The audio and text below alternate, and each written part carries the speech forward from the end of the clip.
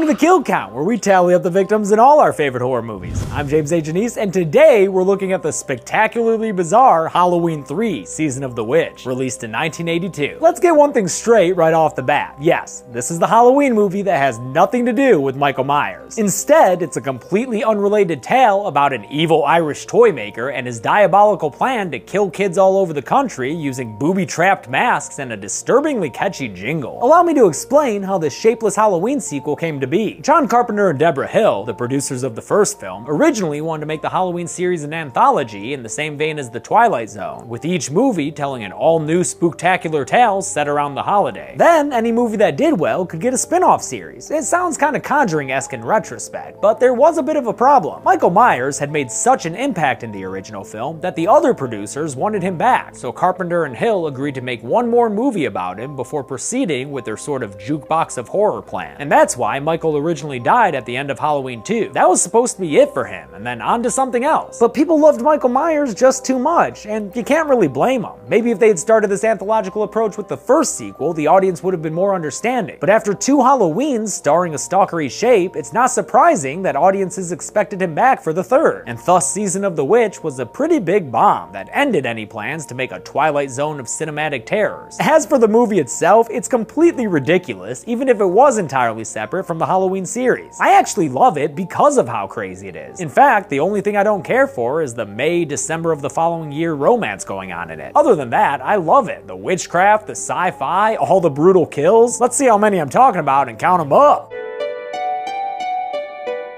The movie begins in Northern California in October, but not like on Halloween. No, this movie's given us 8 days of runway till we get to the namesake holiday. A dude named Harry Grimbridge is on the run from a car coming after him, and while he's hiding out from it in a parking lot, he runs straight into a well-dressed thug who starts strangling him against the ground. In an act of desperation, Harry pulls the block out from a parked car's tire, and the vehicle rolls forward at a non-lethal looking speed, but still manages to crush and kill this thug for our first death of the movie. No blood or anything, but it does have a nice nasty crunch to it. Don't worry, we'll get there. Harry takes off through the junkyard, and another car needlessly tells us it's 1 hour later, when a gas station attendant is watching a news report about a piece of frickin' Stonehenge that got stolen. Talk about the heist of the millennia. The commercial break includes our first instance of this insanely obnoxious Silver Shamrock jingle. 8 more days to Halloween, Halloween, Halloween. 8 more days to Halloween, Silver Shamrock. It's advertising 3 crappy masks that are apparently all the rage, even though they look like Happy Meal toys. Also, they're called the Halloween 3. Nice tongue-in-cheek name there. The attendant gets accosted by Harry, who passes out clutching a pumpkin mask and whispering, "They're coming." Time to meet our hero of the story, alcoholic Dr. Dan Chalice, played by Tom Atkins. His ex-wife Linda is played by Nancy Kyes, who was Annie in the original, and who's already bought their shitty kids those shitty Halloween masks. 8 more days to Halloween, Halloween, Halloween. And in case you're not a fan of that Kidz Bop cover, don't worry. You can hear the original any goddamn time you turn on a TV in this movie.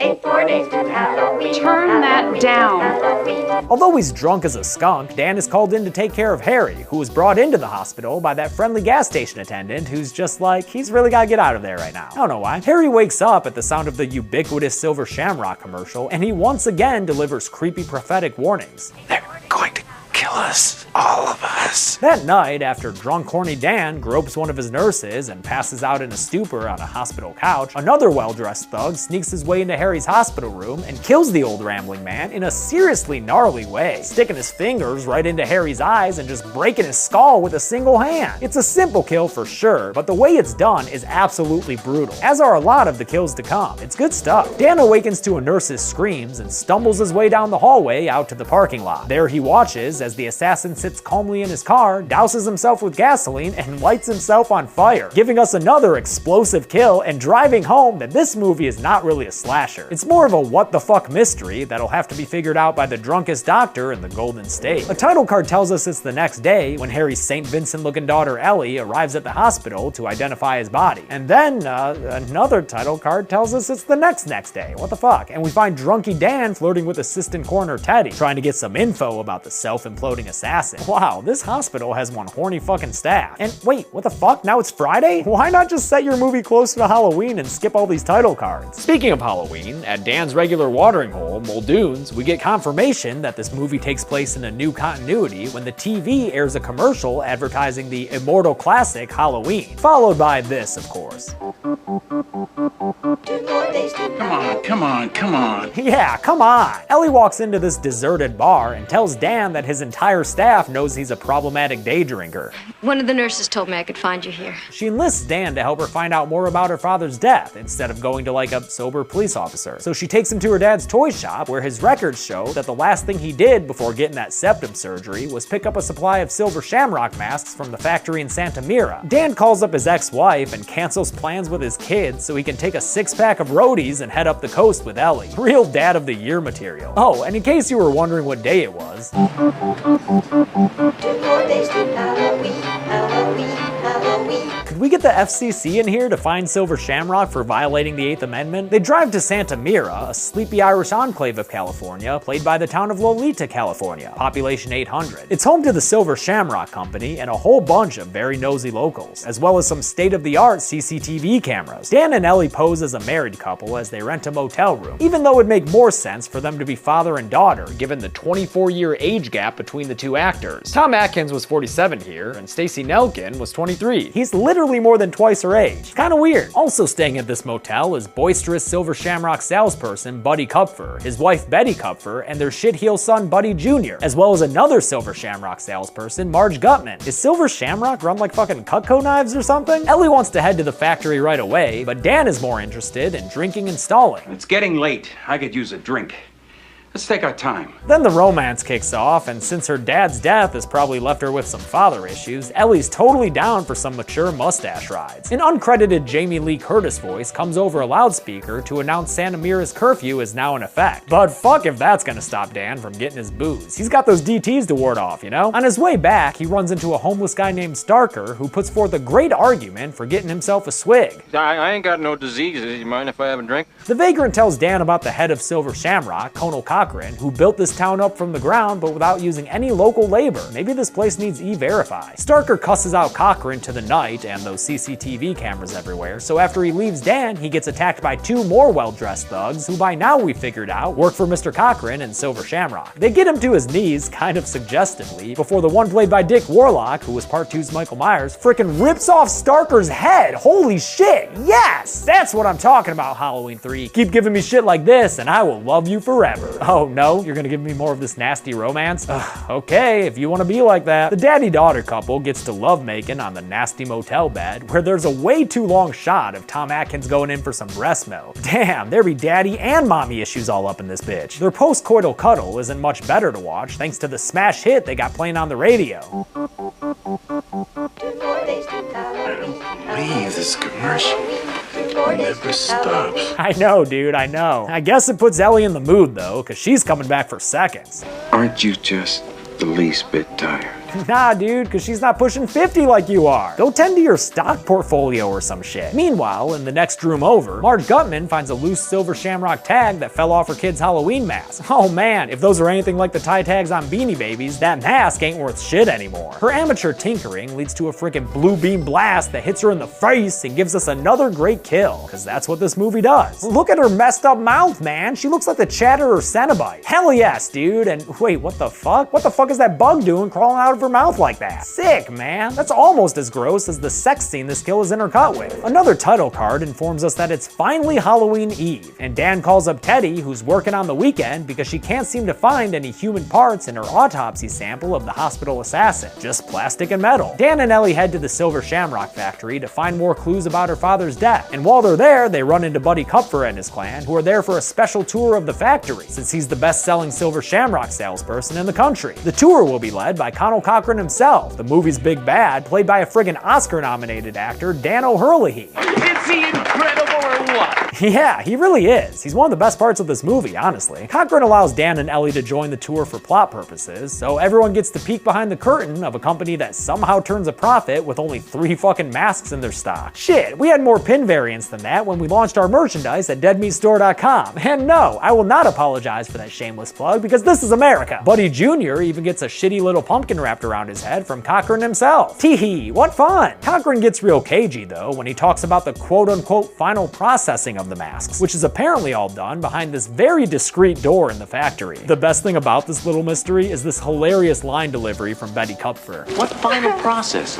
Don't ask me. On their way out from the factory, Ellie sees her dad's car in a garage, but she's stopped from looking further into it by more of Cochran's goons. They head back to their motel room where Dan knocks back another drink before running over to the office so he can try to call the police. The phone line doesn't work, and when he gets back to his room, Ellie is missing, and standing outside is a quintet of thugs just waiting for his drunk ass. He climbs out the back window of his motel room and makes a run for it, harkening back to Harry Grimbridge's night flight that kicked this whole movie off. He makes his way back to the Silver Shamrock factory and breaks inside, but after a short investigation, the only thing he finds is a nice old lady knitting in a rocking chair. When he tries to ask her where Ellie is, her frickin' head falls off. Oh shit, Dan, you shook her way too hard. Inside her neck is a bunch of gears and worry bits that leave Dan so astounded he doesn't hear Dick Warlock coming up behind him, who promptly throws him into another room, much bigger and better for brawling. In the ensuing fight, Dan gets the upper hand and winds up punching straight through the goon's abdomen, which causes him to puke out a real nasty looking yellow phlegm and expose that he's got a bunch of wires inside his belly. So yeah, these thugs have been androids, but I'll still include them on the count since I set that precedent with Ash and Bishop in the Alien franchise. However, before you say anything, I'm not including the decapitated old lady because she looks more like a Hall of Presidents animatronic than a convincing synthetic, okay? Also, it just doesn't matter. These videos are for jokes! Dan is cornered by more androids and Cochran himself, who says that the old lady Dan just decapitated was built in 1785. Damn! Cochran hand waves all the android science away by saying the inner mechanics were easy and that the outer appearance wasn't much different than making Halloween masks. A title card tells us that it's finally Halloween, and on this very holy morning, Dan is marched into Cochran's bad guy headquarters where that stolen Stonehenge rock is being used for all his bad guy magic and or science. Hey, how'd y'all steal that Stonehenge rock and get it to a factory in California? We had a time getting it here. You wouldn't believe how we did it.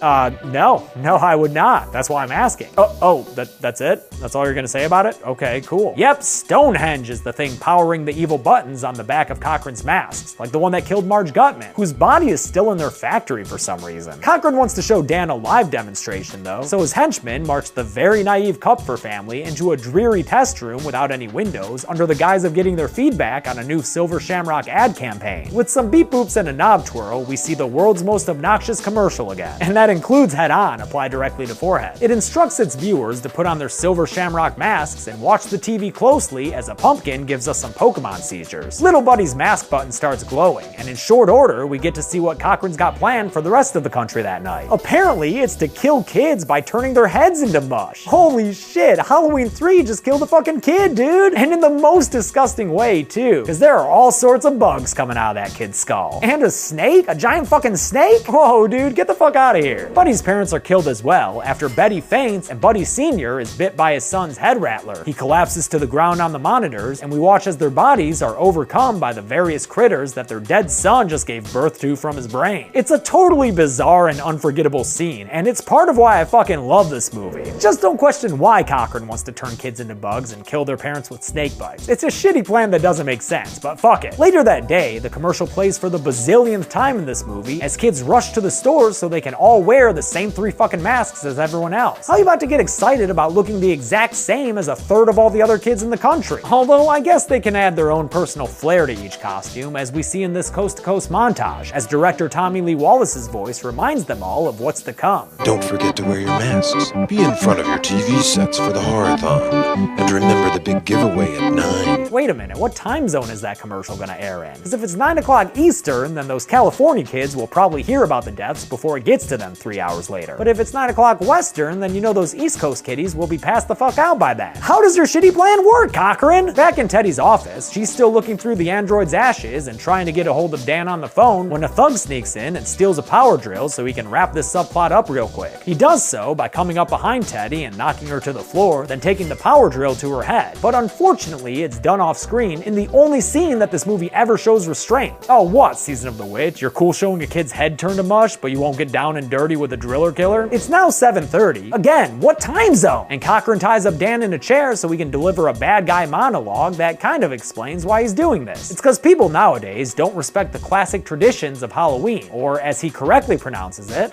The Festival of Samhain. Good job, Cochran. Apparently, it's time to reclaim the holiday because, like, the planets are aligned or some shit? Whatever. He puts a mask on Dan's head and tells him Happy Halloween as the original Halloween movie starts playing on the TV. But Dan is one of those people who thinks the OG film is overrated and boring, so he kicks out the television, cuts through his restraints, then tosses his mask in an amazing throw to cover the camera in the room. He escapes through an air vent like he's the new James Bond with none of the training but twice the alcoholism. And he eventually finds his way to Ellie's room to remind the audience that she was once a character in this movie. They escape down a hallway and into the giant warehouse operating room where they're able to sneak by Cochran and his crew disguised as a sentient rack of Halloween masks. Man, this is some Scooby-Doo shit. Dan discovers that the boxes all around them are full of those kill buttons, so in a fun, if highly unlikely sequence, he manages to sneak his way over to a control panel without any of the dozens of henchmen seeing him, and boot up the commercial to start playing on all the TVs in the room. Then he takes a box of the silver shamrock buttons and tosses them from the rafters down into the control room below. It's at this point that I'm kicking myself for making that androids count on the list rule earlier, because the commercial triggers all these buttons to go off and kill Cochran's henchmen with a bunch of electric beams that blast them to death but don't result in bugs or anything, just the equally disgusting yellow phlegm spit up. Luckily, a couple of overhead shots make things easier for me, and I was able to count 16 bodies around the warehouse. I'm pretty confident in that number. As for Cochran himself, he simply looks up at Dan and Ellie in the rafters and applauds them with a golf clap, as the Stonehenge rock gets pissed and a giant blue circle apparates out of all the monitors in the control room. Together, the two beacons of energy, or whatever the fuck, send a couple of kill beams into Cochran that turns him into a paper man and then makes him disappear. What the fuck, man? Dan and Ellie run away from the Silver Shamrock factory as it turns into a spitting image of hell on earth. On their way to stop Cochran's plan from going through, Dan realizes that Ellie hasn't spoken a goddamn word since he rescued her, and it turns out that's because she's a fembot looking to kill him with a deadly face grab. Quick, Dan, play Divinals. I can't say for certain this means that the real Ellie Grimbridge was killed, so I'm not gonna put her on the list. But I will go ahead and put the EllieBot 5000 on the list after Dan crashes the car and gets the best of her in a fight with a tire iron that he uses to knock her head clean off. Good thing that's over with, and we can add another solid kill to the count. Great work, Season of the Witch. Oh, wait, her disembodied arm is still kicking, or punching, or grabbing, I guess. Whatever, just end this goddamn fight sequence, please. Thank you.